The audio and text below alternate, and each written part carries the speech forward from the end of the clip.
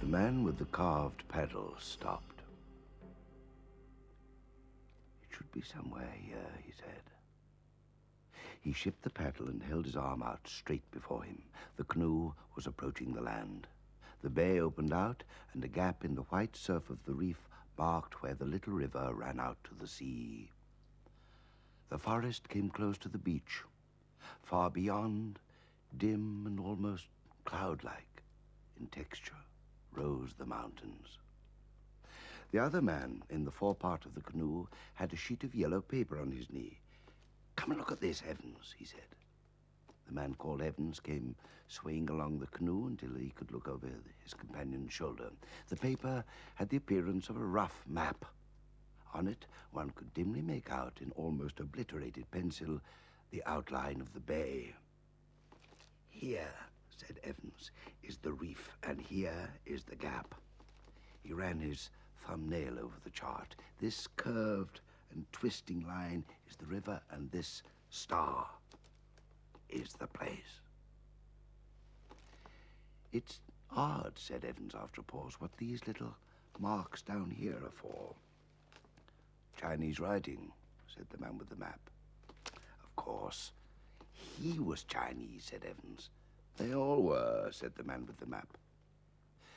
They both sat for some minutes staring at the land while the canoe drifted slowly. "Your turn with the paddle now, Hooker," said Evans. And his companion quietly folded up his map, put it in his pocket, passed Evans carefully, and began to paddle. Evans sat with his eyes half closed and remembered the night when he and Hooker had hit upon the Chinamen's secret. He saw the moonlit trees, the little fire burning, and the black figures of the three Chinamen, silvered on one side by moonlight and on the other glowing from the firelight, and heard them talking together in pidgin English. Hooker had caught the drift of their talk first and had motioned to him to listen. A Spanish galleon from the Philippines, hopelessly aground, and its treasure, buried against the day of return, lay in the background of the story. Then Chiang Hai, only a year since, wandering ashore, had happened upon the gold ingots hidden for 200 years, had deserted his junk and reburied them with infinite toil, single-handed, but very safe. He laid great stress on the safety. It was a secret of his. Now he wanted help to return and exhume them. Presently, the little map fluttered and the voices sang. A fine story for two stranded British wastrels to hear. As they moved slowly across the lagoon, Evans thought of the moment when he had Chiang Hai's pigtail in his hand, the cunning little face of Chiang Hai, first keen and furious like a startled snake, and then fearful, treacherous, and pitiful, became overwhelmingly prominent in his mind. At the end, Chiang Hai had grinned, a most incomprehensible and startling grin. They came at last to the shore and pulled the light canoe far up the beach and then went towards the edge of the jungle. At first it was toilsome going, but very speedily the trees became larger and the ground beneath them opened out. The blaze of the sunlight was replaced by insensible degrees by cool shadow. The trees became at last vast pillars that rose up to a canopy of greenery far overhead. Dim white flowers hung from their stems, and ropey creepers swung from tree to tree. The shadow deepened. Presently they saw far ahead a gap in the somber darkness. Then they heard the rush of water. "Here is the river. We should be close to it now," said Hooker. They advanced slowly, looking curiously about them. Suddenly Evans stopped. "What the devil's that?" he said. He advanced suddenly with hasty steps until the body that belonged to the limp hand and arm had become visible. The thing was the figure of a Chinaman, lying on his face. The two men drew closer together and stood staring silently at this ominous, dead body. The neck was puffed and purple, and the hands and ankles were swollen. It lay in a clear space among the trees. Nearby was a spade, and further off lay a scattered heap of stones close to a freshly dug hole. "Someone has been here before us, said Hooker, clearing his throat. Then suddenly Evans began to swear and rave and stamp on the ground.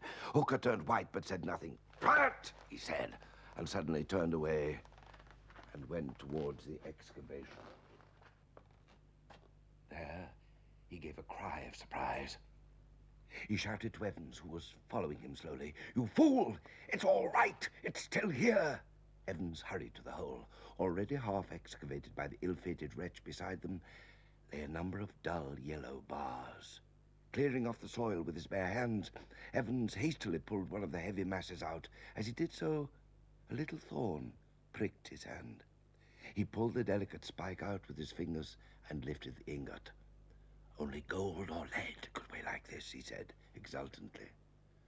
Hooker was still looking at the dead Chinaman. He was puzzled. "He stole a march on his friends," he said at last. "He came here alone, and some poisonous snake has killed him." Evans took his jacket off and spread it on the ground and flung 2 or 3 ingots into it. Presently, he found that another little thorn had punctured his skin.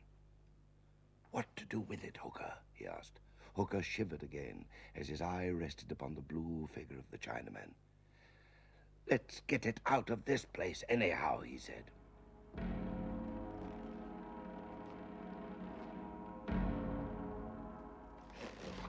He took the ends of the collar of the coat in his hands, and Evans took the opposite corners, and they lifted the mass. "It's queer," said Evans when they had advanced only a few steps, "but my arms still ache with that paddling.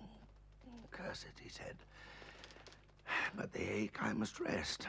They let the coat down. Evans' face was white.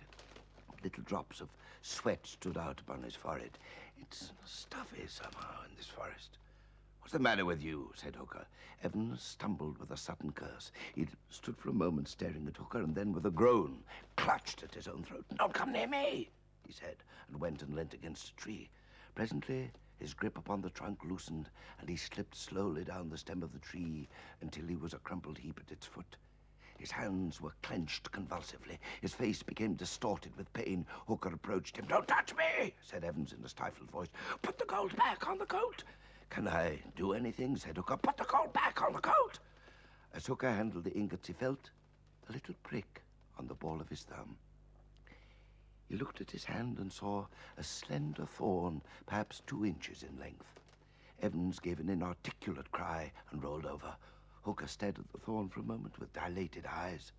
Then he looked at Evans, who was now crumpled together on the ground, his back bending and straightening spasmodically. Then he looked towards the body of the Chinaman. He thought of the little dashes in the corner of the plan. And in a moment, he understood. "God help me," he said, for the thorns were similar to those the Dyaks poison and use in their blowing tubes.